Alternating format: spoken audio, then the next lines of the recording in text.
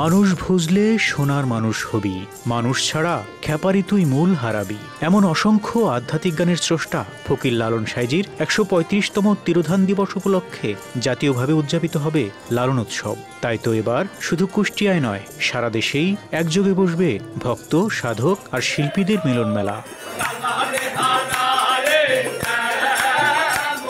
২৯৭ বঙ্গাব্দের পহেলা কার্তিক ফকির লালন সাঁইজি দেহত্যাগের পর থেকে এ উৎসব করে আসছে তার ভক্ত অনুসারীরা। তারই ধারাবাহিকতায় এবারও কালীগঙ্গা নদীর তীরে আখড়াবাড়িতে বসছে দেশের বৃহত্তম এই সাধুর হাট।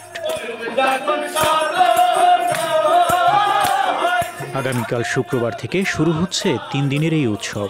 তাই তো কয়েকদিন আগে থেকেই আখড়াবাড়িতে জড়ো হতে শুরু করেছে লালনের ভক্ত অনুসারীরা। এছাড়া এবার জাতীয়ভাবে উদযাপন করায় উৎসবটি ঘিরে তৈরি হয়েছে ভিন্ন আমেজ।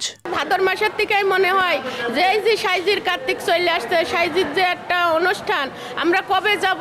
পরে যখন আশ্বিন মাসটা পড়ে যায় তখন আমাদের বুক ফুলে এত বড় হয়।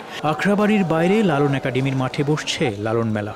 একতারা ও বিভিন্ন বাদ্যযন্ত্র সহ নানা পণ্যের পসরা সাজিয়ে বসেছে দোকানিরা। আর এই উৎসবকে ঘিরে ইতোমধ্যে সাঁইজির বারামখানাও মুখরিত দেশ বিদেশের দর্শনার্থীদের পদচারণায়। তার গান বিশেষ করে আমার খুবই ভালো লাগে, কারণ তার গানের মধ্যে অনেক কিছু ফুটে ওঠে।